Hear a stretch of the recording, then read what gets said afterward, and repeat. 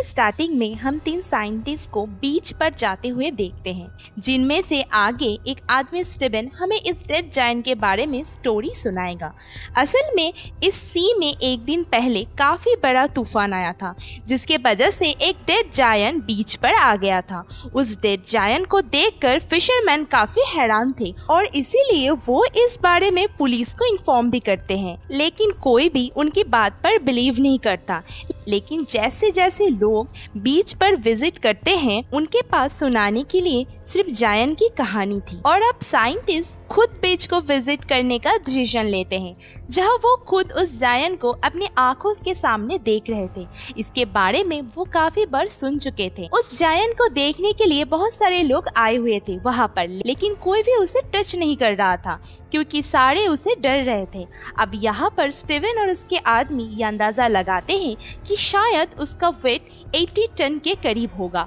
Steven उनसे कहता है कि जायंट के बारे में मैंने ये सुना है कि इनकी एज का अंदाजा लगाना बहुत ही मुश्किल है, बट स्टीवन उनके नोज और लिप्स को देखते हुए कहता है कि ये एक यंग जायंट था। वो तीनों साइंटिस्ट उस जायंट के आसपास खड़े होकर उस पर रिसर्च कर रहे थे। स्टीवन इस दौरान उसके हाथ के पास जाता है, जो कि एक पॉन्ड का लुक दे रहा था, क्योंकि उसका हाथ इतना बड़ा था और पानी जमा होने के बाद वो एक पॉन्ड बन गया था जिसमें छोटे छोटे फिश स्विमिंग कर रहे थे। स्टीवन का कहना था उस जायंट के साइज से भी ज्यादा हैरान कर देने वाली बात तो ये थी कि जायंट अभी भी एग्जिस्ट करते हैं। तब वो बीच पे खड़े हुए लोगों से जायंट को कंपेयर करते हुए कहता है कि ये तो जायंट के छोटे छोटे इनकम्प्लीट कॉपीज है। स्टीवन उसे देखकर शॉक्ड ही था कि तभी उसका एक कलीग जायंट के बॉडी पर चढ़ जाती है और वहां मौजूद वो सभी लोगों को बताती है कि ये सेफ है, और ये सुनकर सभी लोग उसके बॉडी के ऊपर चढ़ जाते हैं और ऐसा करके वो काफी खुश थे। कोई उस जायंट के बॉडी पर जंप कर रहा था तो कोई खेल रहा था, लेकिन स्टीवन ना तो उसे टच करता है और ना ही उस पर चढ़ता है। दूसरी तरफ उसके कॉलीग उसके बारे में नोट्स बना रहे थे और जैसे जैसे टाइम गुजर जाता है वह उस जायंट से खेलने के लिए लोग कम होते जा रहे थे, क्योंकि सब लोग अपने घर जा रहे थे। बट 3 दिन के बाद स्टीवन यहाँ दोबारा आता है, क्योंकि उसका उस जायंट में इंटरेस्ट बढ़ गया था और उसका दावा था उसे इस जायंट पर नजर रखते हुए कोई भी परेशानी नहीं हो रही, क्योंकि वो जायंट उसके आसपास के लोगों से ज्यादा जिंदा था। फिर वो देखता है वहाँ पर कुछ बच्चे उस जायंट के ऊपर स्लाइड खेल रहे थे और कुछ आदमी तो उस जायंट को काटने की तैयारी कर रहे थे। तो आज वो जायंट के पास देर तक रुकने का डिसाइड करता है। जैसे ही वो जायंट के पास आता है तो देखता है कि जायंट की बॉडी डिके होना स्टार्ट हो गई है और उसका हर एक बॉडी पार्ट काफी अजीब दिख रहा था। अब वो यह जायंट के कान पर एक लड़की को देखता है जो उस जायंट के कान को एज अ चेयर यूज कर रही थी। स्टीवन नोटिस करता है जायंट की यूथफुल लुक खत्म हो गई थी, यानी अब वो यंग नहीं दिख रहा। तो वो अंदाजा लगाता है कि समुंदर में बहुत अरसा रहने के कारण उसके टिश्यू खराब हो चुके हैं।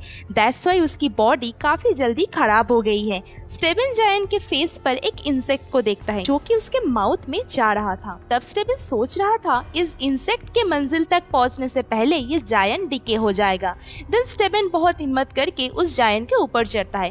अब जायंट के चेस्ट पे चढ़ने के बाद वो जायंट के आर्म को देखता है जो बिल्कुल डिके हो चुका था और कुछ बचा हुआ पार्ट्स इंसेक्ट और बाकी पार्ट्स खा रहे थे। उसके आंखों के ऊपर एक अजीब सा कवर आ गया था जो कि उसके आईज को भी एक पॉन्ड का लुक दे रहा था। स्टीवन उसके आंखों में अपना शैडो देखता है। इस जायंट के डिके होने की तकलीफ उस तकलीफ से कम है जो उसे तन्हाई ने दी है। उसके बाद वो यहाँ से चला जाता है। नेक्स्ट टाइम जब वो जाता है तो वो देखता है कि उसके आर्म्स और लेग्स डिके हो चुके हैं। अब वो उसके बॉडी को गौर से देखता है जहाँ पर उसके बॉडी की इंसल्ट की जा रही है, और ये इंसल्ट और कोई नहीं बल्कि इंसान कर रहे थे। अब हालांकि ये जायंट भी तो इंसान की तरह ही एक क्रिएचर था। नेक्स्ट डे जब वो दोबारा जाता है तो वो देखता है अब तो उस जायंट का हेड भी नहीं रहा और बर्ड्स और इंसेक्ट उस जायंट को खा रहे थे, और विदाउट हेड उसकी बॉडी ह्यूमन जैसी तो बिल्कुल भी नहीं लग रही थी।